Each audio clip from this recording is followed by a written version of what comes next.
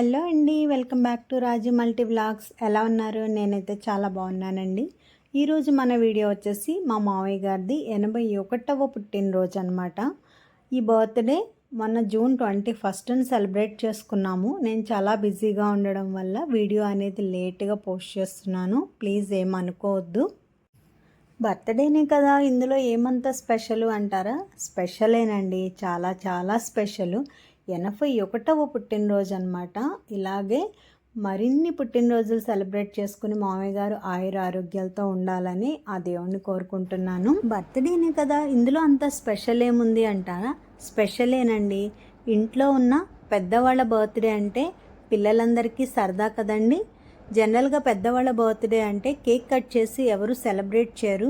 వాళ్ళకి నచ్చిన food items చేసి పెడుతూ ఉంటారు, కొత్త బట్టలు తీసుకొస్తూ ఉంటారు, అంతవరకే ఆలోచిస్తారు. బట్ వాళ్ళకు కూడా కొన్ని సరదాలు ఉంటాయి కదండి. సో మేమైతే అత్తయ్య గారు మావయ్య గారు బర్త్డేస్కి యానివర్సరీస్కి కూడా కేక్ అనేది కట్ చేస్తూ ఉంటాం. మన బర్త్డేస్ అయితే సరదాగా హోటల్స్లోనూ బయటకు వెళ్ళి సెలబ్రేట్ చేసుకుంటూ ఉంటాము. కానీ పెద్దవాళ్ళ బర్త్డేస్ అంటే జస్ట్ విష్ చేసి వదిలేస్తూ ఉంటాం కదండి. కానీ అది నాకు కరెక్ట్ అనిపించలేదన్నమాట. యాక్చువల్గా మా మ్యారేజ్కి బిఫోరు అలానే మామయ్య గారు అత్తయ్య గారు బర్త్డేస్కి, మ్యారేజ్ యానివర్సరీస్కి వాళ్ళకి నచ్చిన ఫుడ్ ఐటమ్స్ అవి చేసి పెట్టి వాళ్ళని హ్యాపీగా ఉంచేవాళ్ళట. బట్ మా మ్యారేజ్ అయిన తర్వాత నేనే కేక్ కటింగ్స్ అనేది స్టార్ట్ చేశానని మా అత్తయ్య గారు ఎప్పుడూ చెప్తూ ఉంటారు. అది నాకు చాలా చాలా హ్యాపీగా అనిపిస్తుందండి. ఎందుకంటే ఇప్పుడంటే మనం కేక్స్ అవి కట్ చేస్తూ ఉన్నాము. బట్ వాళ్ళ కాలంలో ఇలాంటి కేక్ కటింగ్స్ అనేవి పెద్దగా లేవు కదండి. సో వాళ్ళకు కూడా కొన్ని సరదాలు ఉంటాయి కదా. మనం జనరల్గా చిన్నపిల్లలతో కేక్ కట్ చేయించేటప్పుడు ఏం చేస్తూ ఉంటాము, ఇంట్లో పెద్దవాళ్ళు ఎవరైనా ఉంటే వాళ్ళ ఒళ్ళో కూర్చోబెట్టి కట్ చేస్తూ ఉంటాం.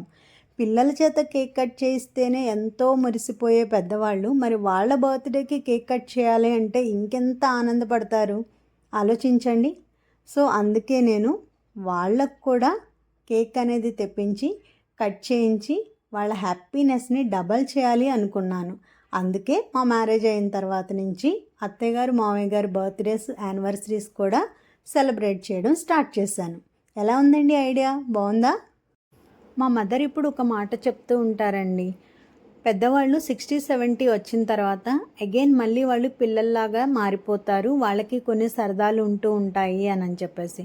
జనరల్గా మనం పెద్దవాళ్ళు అయిపోయిన తర్వాత కొన్ని ఫుడ్ విషయాల్లో వాళ్ళని రెస్ట్రిక్ట్ చేస్తూ ఉంటాం కదండి. షుగర్, బీపీలు అలాంటివి ఉన్నప్పుడు స్వీట్స్ తినొద్దు, అవి తినొద్దు, ఇవి తినొద్దు అని చెప్తూ ఉంటాం. బట్ వాళ్ళకైతే పిల్లల్లాగే కొన్ని కోరికలు ఉంటాయి కదా. మేమైతే అంత పెద్ద రిస్ట్రిక్షన్స్ ఏమీ పెట్టము, సరదాగా అప్పుడప్పుడు ఓకే అంటామన్నమాట. వాళ్ళు కూడా చాలా హ్యాపీగా ఫీల్ అవుతూ ఉంటారు. మనం మన పేరెంట్స్తో ఎలా ఉంటామో మన పిల్లలు అది చూసి నేర్చుకుంటూ ఉంటారండి. రేపు మనం పెద్ద అయ్యాక కూడా మన పిల్లలు మనతో అలానే బిహేవ్ చేస్తూ ఉంటారు. సో వాళ్ళు మనం చెప్తే నేర్చుకుంటే కన్నా మనని చూసే ఎక్కువగా నేర్చుకుంటూ ఉంటారు. సో అందుకే మనం పెద్దవాళ్ళని ఎప్పుడూ గౌరవిస్తూ ఉండాలి, వాళ్ళ ఇష్టాయిష్టాలని కూడా గౌరవించాలి. ఇక్కడ నేను మీకు ఒక సామెత చెప్పాలనుకుంటున్నానండి. జనరల్గా చెప్తారు కదండి, ఆకాశంలోకి రాళ్ళు వేస్తే రాళ్లే పడతాయి, పువ్వులు వేస్తే పువ్వులే పడతాయి అని. అంటే మనం మన పిల్లలకి ఏది ఇస్తామో రేపొద్దున మన పిల్లలు కూడా మనకి అదే తిరిగిస్తారు. మనం మన పెద్దవాళ్ళని హ్యాపీగా, సంతోషంగా, ప్రేమగా చూసుకుంటే మన పిల్లలు కూడా రేపు మనల్ని ప్రేమగా చూసుకుంటారండి. అది వాళ్ళకి నేర్పించిన వాళ్ళం అవుతాము. సో ఇంట్లో ఎవరైనా పెద్దవాళ్ళు ఉన్నారు అంటే తప్పకుండా మీరు వాళ్ళతో చాలా మర్యాదగా నడుచుకోండి ప్లీజ్. ఈ మాట ఎందుకు చెప్తున్నానంటే ఈ రోజుల్లో చాలామంది పెద్దవాళ్ళని ఓల్డేజ్ హోమ్స్లో వదిలేస్తున్నారండి. అంటే వైఫ్ అండ్ హస్బెండ్ ఇద్దరు వర్కింగ్ వాళ్ళు కావడం వల్ల, బిజీగా ఉండడం వల్ల, ఇంకొక రీజన్, కొంతమంది అయితే వాళ్ళని భరించడం కష్టమని రకరకాల రీజన్స్ చెప్తూ ఉంటారు కదండి. కోర్స్ పెద్దవాళ్ళతో కొన్ని ప్రాబ్లమ్స్ ఉంటాయి, నేను అగ్రీ చేస్తాను. అలా అని మన్ని కని పెంచి పెద్దవాళ్ళని చేసి ఇంత స్టేజ్కి తీసుకొచ్చిన వాళ్ళని అలా వదిలేయడం కరెక్ట్ కాదు కదండి. ఫ్యామిలీ అన్నాక గొడవలు అనేవి ఖచ్చితంగా ఉంటాయి. గొడవలు లేని ఫ్యామిలీ అంటూ ఏమీ ఉండదు, ఇన్కన్వీనియన్స్ లేకుండా కూడా ఉండదు. మన పిల్లలు వైఫ్ అండ్ హస్బెండ్ అందరూ కొట్టుకుంటారు, గొడవలు పడుతూ ఉంటారు కదండి. అత్త కోడళ్ళకు కూడా గొడవలు ఉంటాయి. సో గొడవలు ఉన్నంత మాత్రాన ఫ్యామిలీని మనం దూరం చేసుకోలేం కదండి. గొడవ పడినప్పుడు కష్టంగా అనిపిస్తుంది, కానీ అందరితో కలిసి ఉన్నప్పుడు ఆ హ్యాపీనెస్ వేరుగా ఉంటుందండి. తప్పకుండా ఆలోచించండి. మేమైతే మా ఫ్యామిలీ మెంబర్స్ అందరికీ వీడియో కాల్ కనెక్ట్ చేసాము. కనెక్ట్ చేసి మామయ్య గారివి బర్త్డే సెలబ్రేషన్స్ అనేవి స్టార్ట్ చేసాము. సో ఈ విధంగా వాళ్ళకి హ్యాపీగా ఉండేలాగా మామయ్య గారి బర్త్డే అనేది ఈసారి మేము మా ఇంట్లో సెలబ్రేట్ చేసాము. కొన్ని కష్టాలను కూడా ఇష్టంగా భరించినప్పుడే చాలా హ్యాపీగా ఉంటుందండి. ఫ్యామిలీ అన్నాక అన్నీ ఉండాలి, సంతోషము ఉండాలి, గొడవలు ఉండాలి. అప్పుడే మనకి కంప్లీట్ ఫ్యామిలీ అనేది అవుతుంది.